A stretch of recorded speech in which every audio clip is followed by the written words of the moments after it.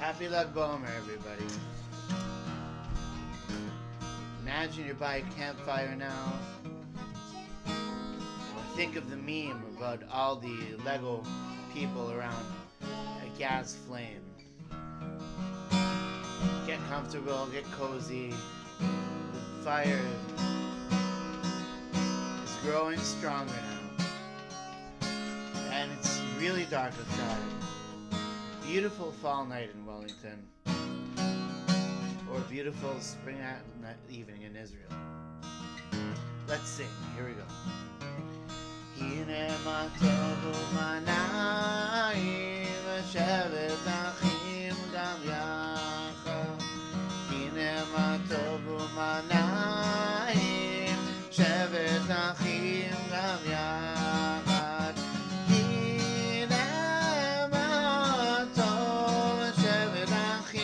Gam yachad, hine ma tov shevet achim gam yachad, hine ma tov matnayim shevet achim gam yachad, hine ma tov umanayim shevet achim gam yachad, hine gam yachad, hine ma tov shevet achim gam yachad. It's so good to have everybody coming, sitting together. Amazing song, taken from Tehillim. Let's sing it. Hine ma tov umanayim. Hine ma tov umanayim shevet achim gam yachad. Hine ma tov umanayim shevet achim gam yachad. Hine ma tov shevet achim gam yachad. Hine ma tov shevet achim gam yachad.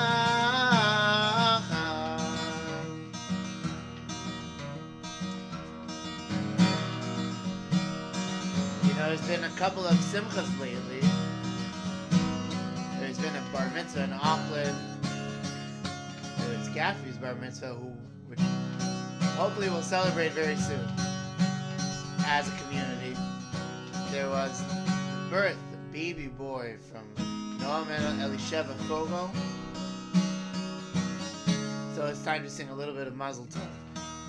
We can use a lot of Mazel now. Can use a lot of simchas now. Here we go. David Melech, Melech Yisrael. David Melech, Melech Yisrael. David Melech, Melech Yisrael. Melech Yisrael. Chai v'kayam. Siman, siman tov. Mazal, mazal tov. Siman, siman tov.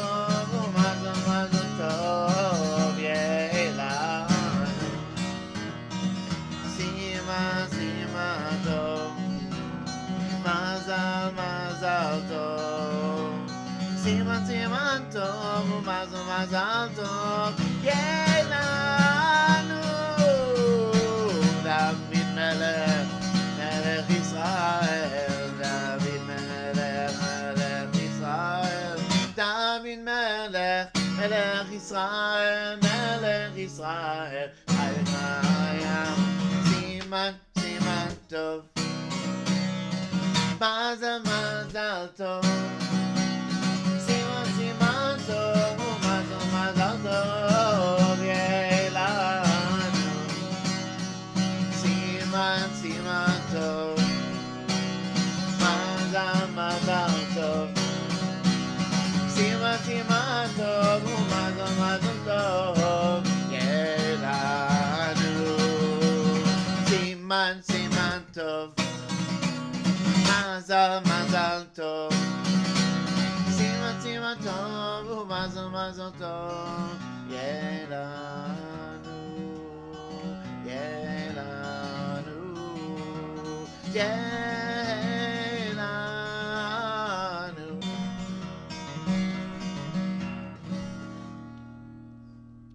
I need it just for this song.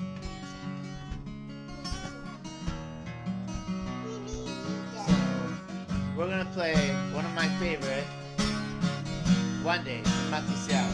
Here we go. Sometimes I lay under the moon and thank God I'm breathing. Then I pray, don't take me soon, 'cause I am here for a reason. Sometimes in my tears I drown, but I never let it get me down. Though when negativity surrounds, I know someday it'll all turn around, because all my life I've been waiting for, I've been praying for the people to say that we don't want to fight no more. There'll be no more wars and our children will play. One day, one day, one day, one day, one day, one day. It's not about win or lose, 'cause we all lose. Leaving souls on the innocent, blood-drenched pavement. Keep on moving through the water stain raging. In this maze you can lose your way, your way. It might drive you crazy, but don't let it phase you, no way. No way. Sometimes my tears I drown, but I never let it get me down. So when negativity surrounds, I know someday it'll all turn around, because all my life I've been waiting for, I've been praying for the people to say that we don't want to fight no more. There'll be no more wars and our children will play. One day, one day, one day, one day, one day, one day, one day, one day, one day, one day, one day, one day.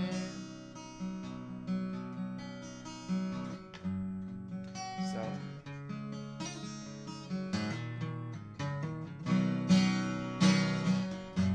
one day, and that's what we're all praying for. One day,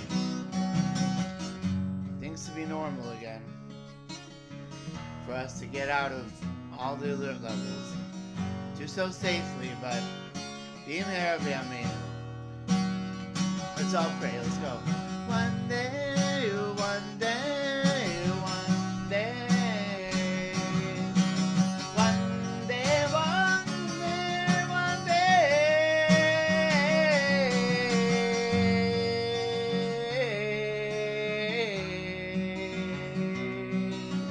One day, one day.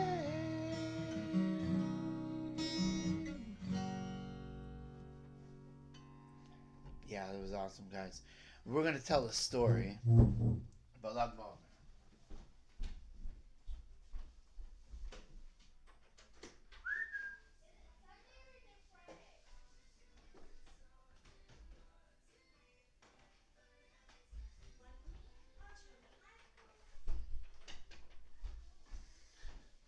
We're going to tell a story about Lag Baomer.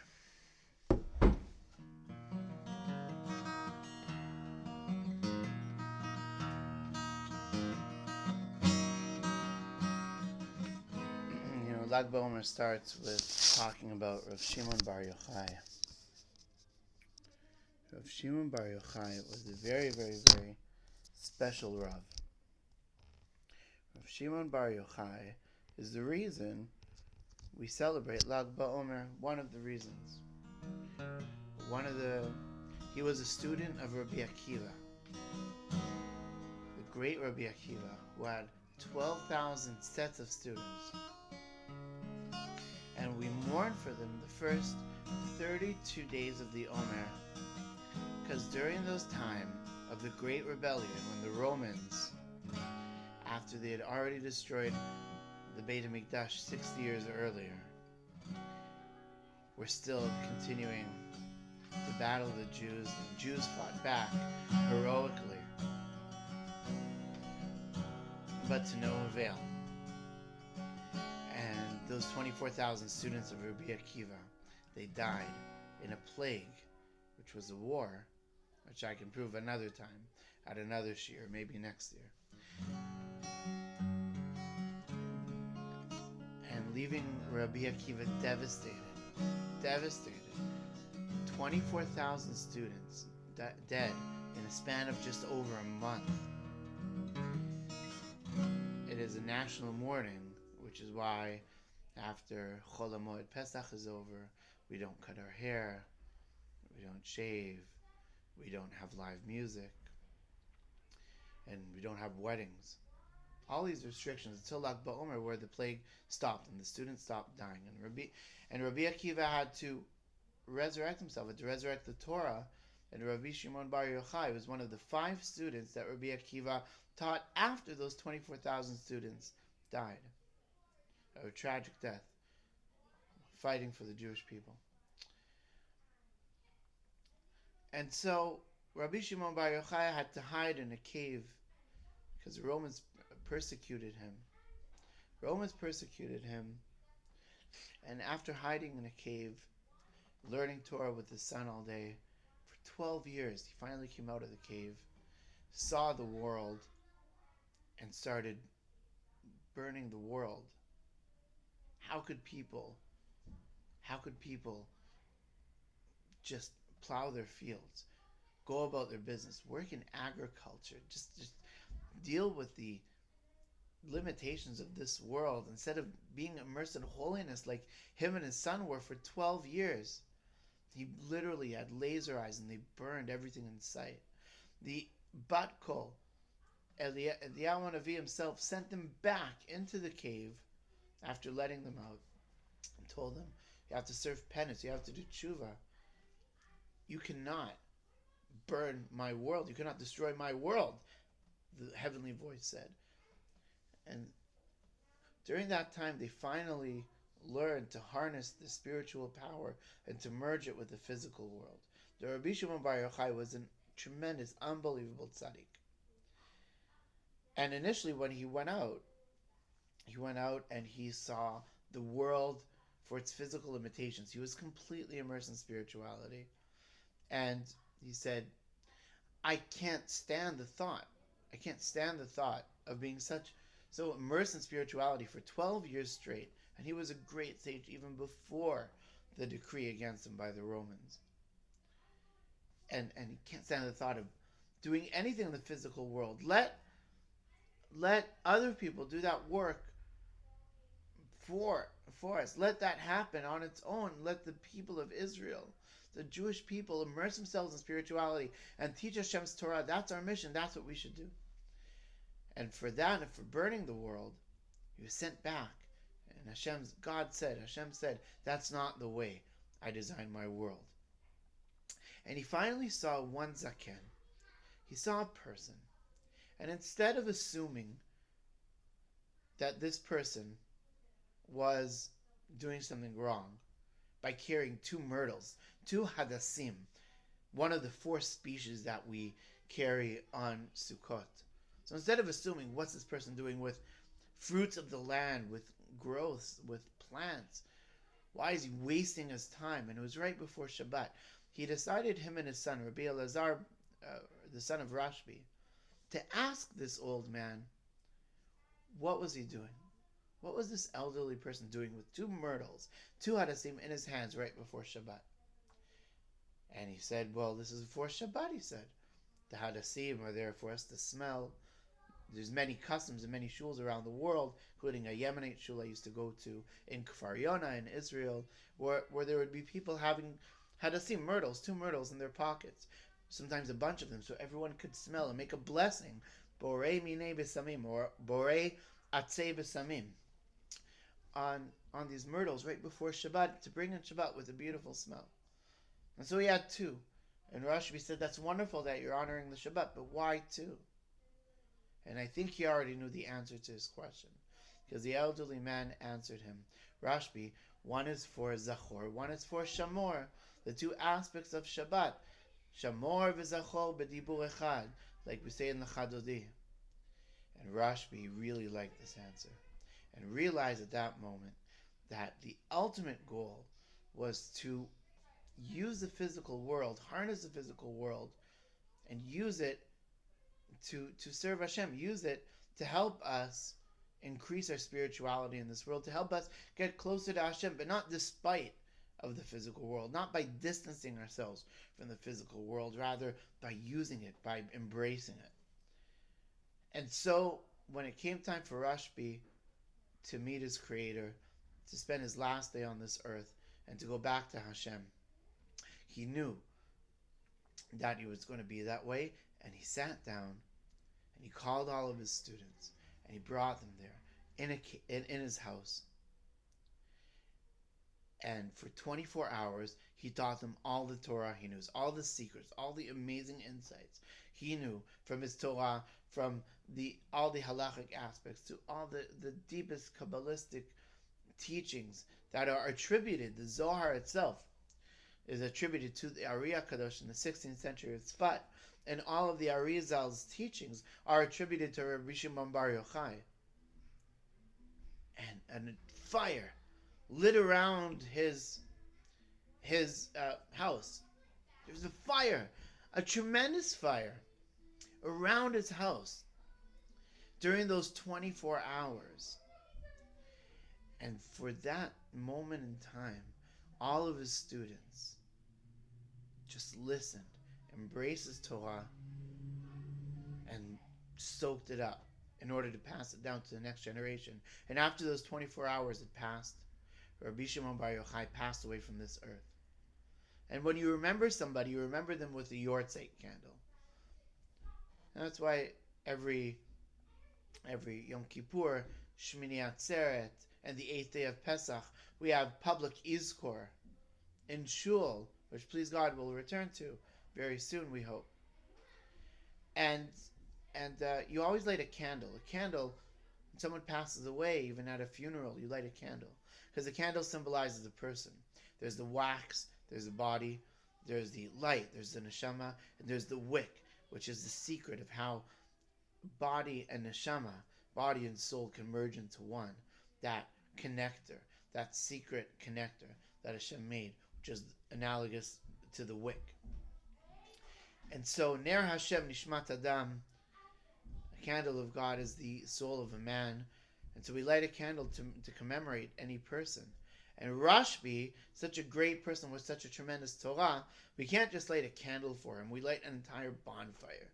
And we can't do that now as a community, but we can do it all in our minds, in our own homes, with memes, with Lego characters around a gas flame, with other ways that, of course, are safe and keep all the lockdown regulations. But even just imagine the fire that burns within us. And fire draws all the way back to Avraham Avinu. And that story I'm going to tell after singing L'chadoti, Shamor v'Zachor b'dibur echad. Here's L'chadoti. Here we go. You ready? Here we go. L'chadoti, likrat kala, b'nei shama nekavela.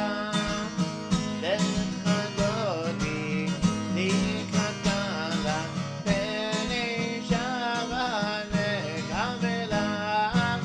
Shamor v'Zachor b'dibur echad ishmi'anu el ha'miyuchad Hashem echad u'shmo echad Hashem u'kiddush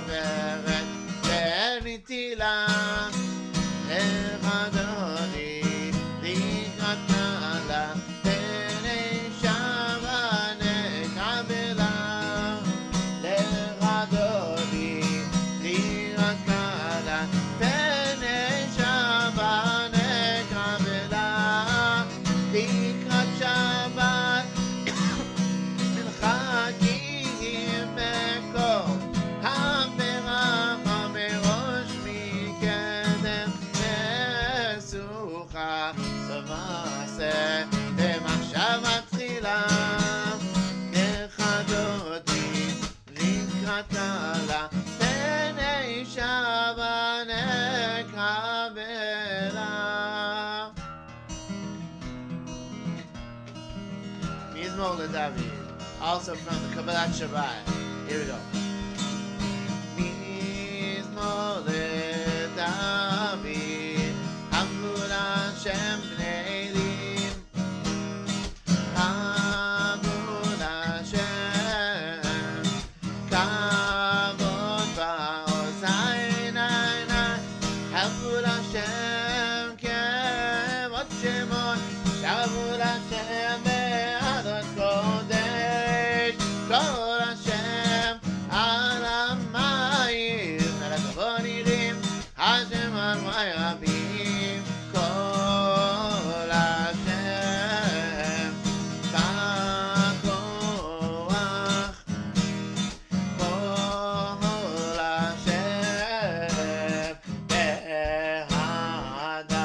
Ayin ayin ayin. Ayin ayin ayin ayin ayin ayin ayin ayin ayin ayin.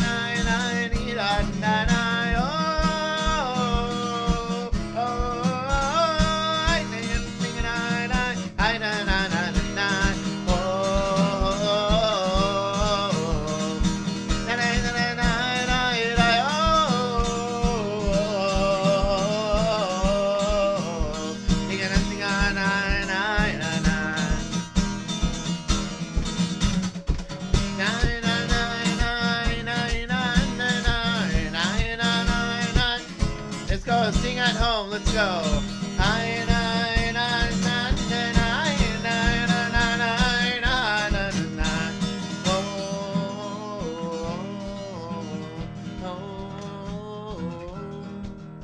Let's all get quiet. A little louder.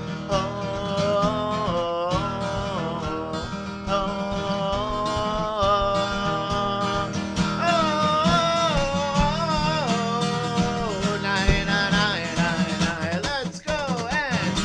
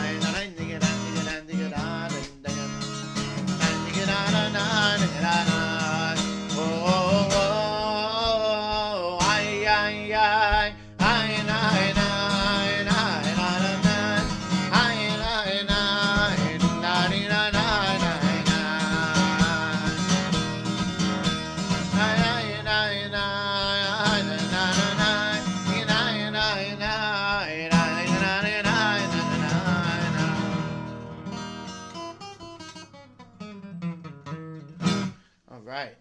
So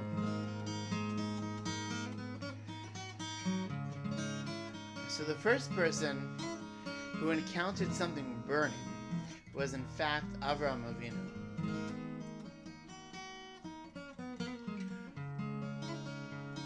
And he saw a building burning. And was 6 years old. And 6 years old in the Torah, many of them have a tremendous insight.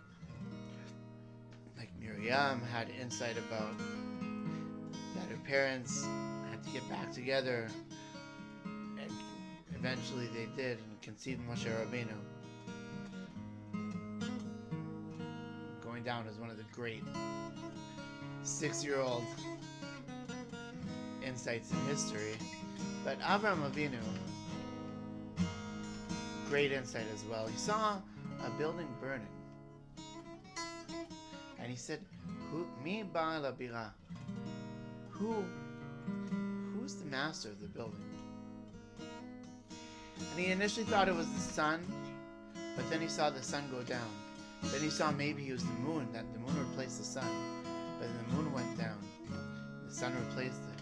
And he realized, through his own intuition, with no teachings, with nothing other than, as the Talmud says, what his klayot yo'atzot, what his kidneys advised him, essentially what his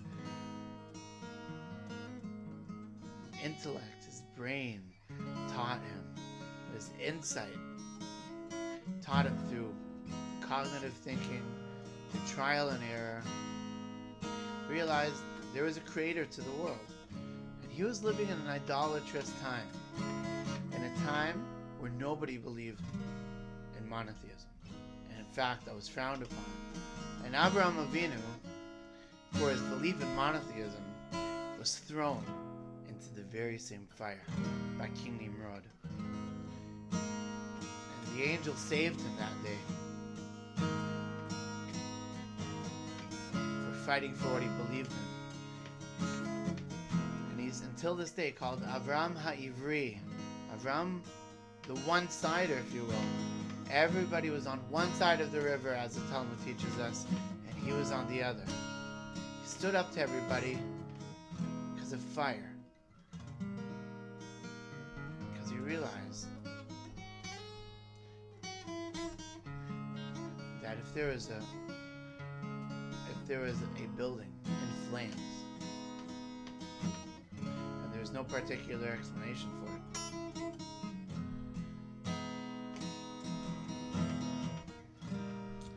then it had to be the hand of God. You know, people see natural disasters. You can even think about whatever you think about the coronavirus, and it could definitely be a result of negligence of people. But pandemics come, plagues come to the world. It is the way of the world. Natural disasters are also the way of the world. And a reminder that there's a creator to the world. And maybe this coronavirus is one of the greatest reminders. So we can look at the fire, even if it's a fire in our minds or on a meme or a picture of one, and think about Avraham Avinu. That sometimes we don't need to go past our own intuition. Sometimes all we need is what Hashem put between our eyes, is what we see, what we sense, what we feel, what we process in our minds. The healthy seichel, the healthy intellect Hashem gave us.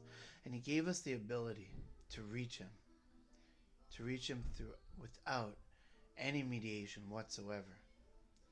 So even though there's no prophecy today, we all have that connection, deep and intimate connection with Hashem. And that's what Lag Baomer reminds me of. Let's sing to that.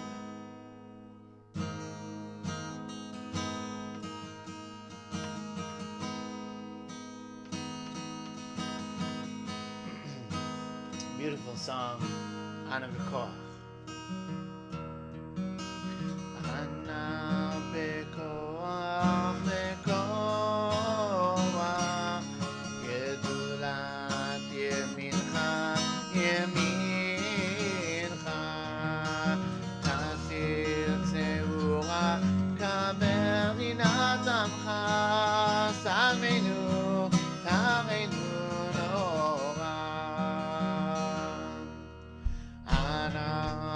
בכוח, בכוח, גדולה ימינך, ימינך,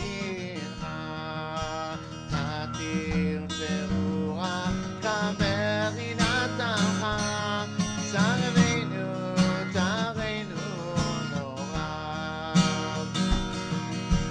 ענה בכוח, גדולת ימינך, תתיר צרורה, תתיר צרורה, כברינת רינת עמך, תרנו, תרנו נורא. די-נה-נה-נה, די-נה-נה-נה, די-נה-נה-נה, די-נה-נה-נה. And it's a mitzvah to be happy. So let's be happy. Mitzvah gedola, liot besimcha. It's a great mitzvah to be happy. Mitzvah gedola, liot besimcha, liot besimcha tamid.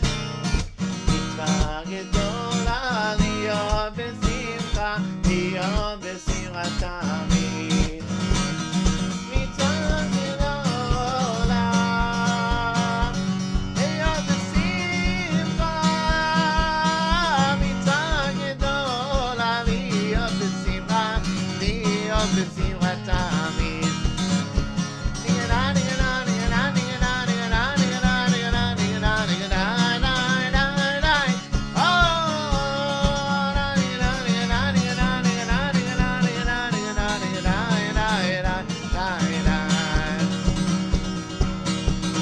They also say it's a simcha gedola liot b'mitzvah. It's a great happiness to do a mitzvah. It's the reverse words, but it also works. Sing along. 1, 2, 3, let's go. Simcha gedola liot b'mitzvah, liot b'mitzvah tamid. Simcha gedola liot b'mitzvah, liot b'mitzvah tamid. Simcha gedola liot b'mitzvah, simcha gedola liot b'mitzvah, b'mitzvah tamid.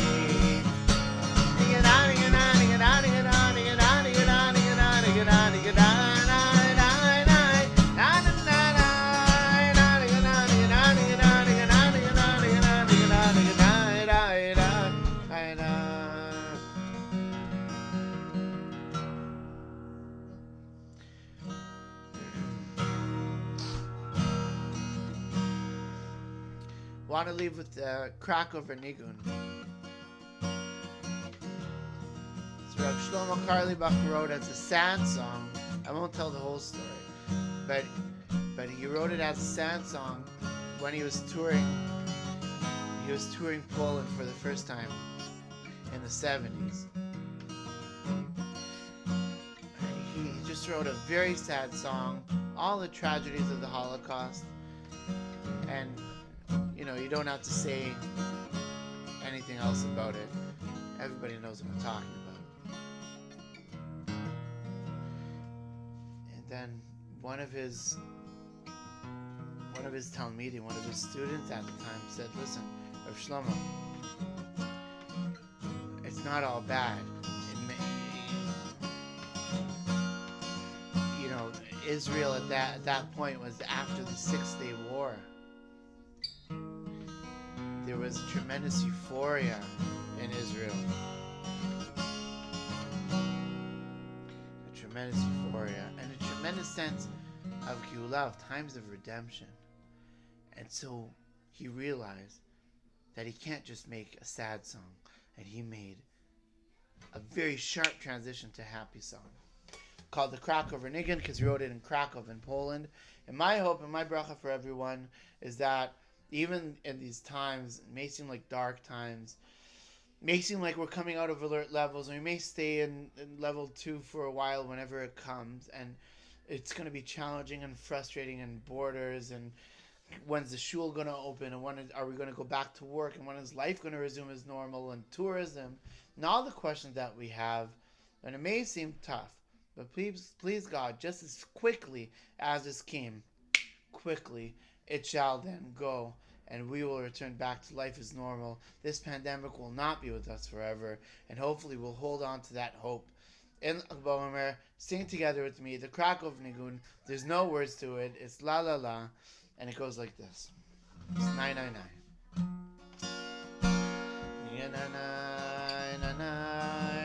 Start off slow. Here we go.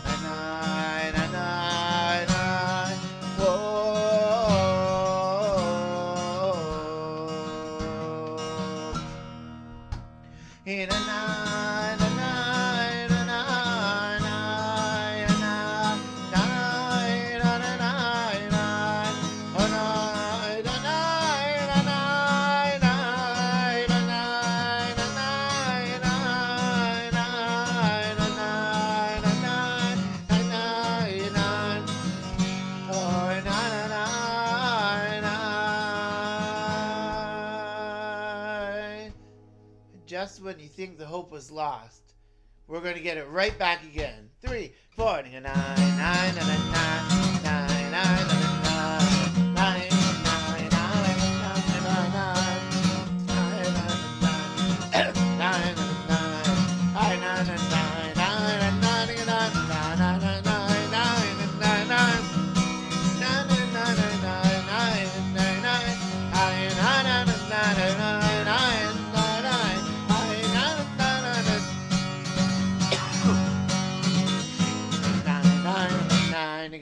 Nine, nine, nine, nine,